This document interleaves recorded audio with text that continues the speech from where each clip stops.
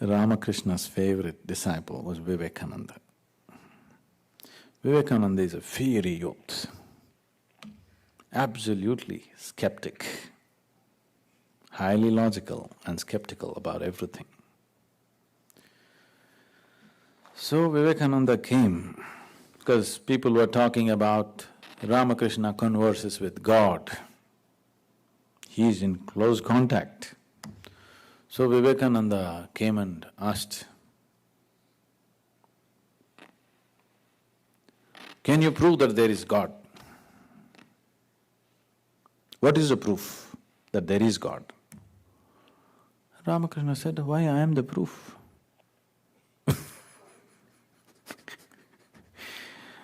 Vivekananda is a logical mind who's expecting some great explanation, why God is means this. Ramakrishna is a simple human being. He said, "Why, I am the proof." This just stunned Vivekananda. He didn't know what to ask. Next question disappeared. He went away. So again he came back after a few days and then he asked, "Can you show me God?" Ramakrishna asked, "Do you have the courage?" He said, "Yes." Ramakrishna just took his foot and placed it on the boy's chest. Vivekananda didn't open his eyes for over 6 hours. After that he stopped asking these stupid questions. Now, here we are not to give you more theories, more stories, more fairy tales. Already you're full of fairy tales. We want to take you at least one step beyond in your experience, which you're resisting. We want you to take you one step beyond the physical. Where you're limited right now, we want you to go cross that limit and experience something. Or do you want a fairy tale? Okay, if I say, "Yes, I have spoken to God, I had conversations with Him, every day I gossip with Him about what's happening in the world," what way does it transform your life? In what way? What does it do to you?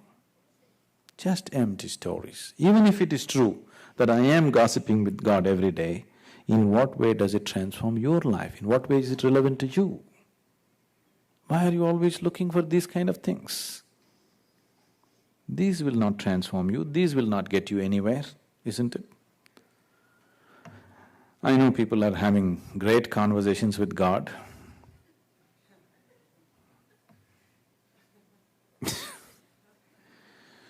Because they're so full of bullshit. They have to talk to Him also. What can you talk, tell me? There are a lot of people every day conversing with God. What are you talking?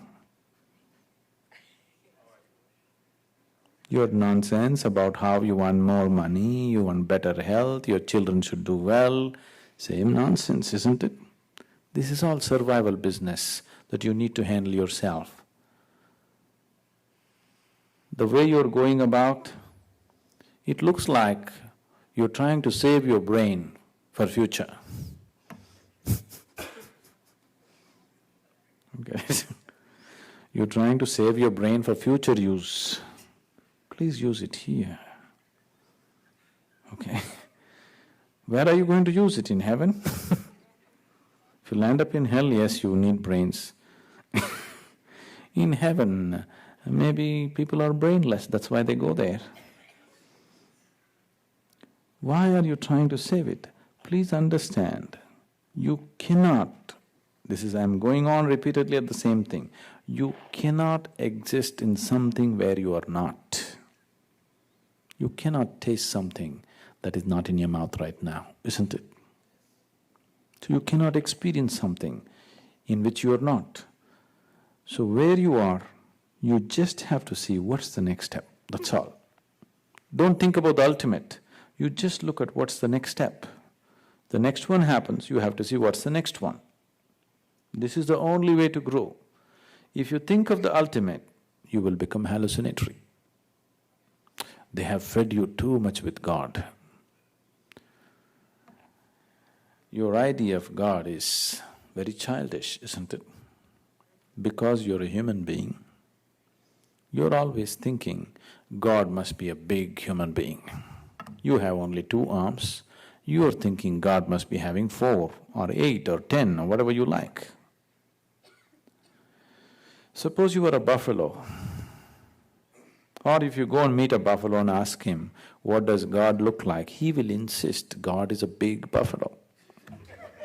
What kind of conversations can I have with a buffalo? You're talking to me, you're telling me whether I really spoke to him objectively. What objective conversation can I have with a buffalo? Suppose God is a buffalo. And if existence is happening democratically, God must be a worm. Yes? You don't understand? See, if the existence is functioning on democracy, God must be a worm because their number of worms are much more than you. So if they have voting rights, definitely God is bound to be a worm, isn't it?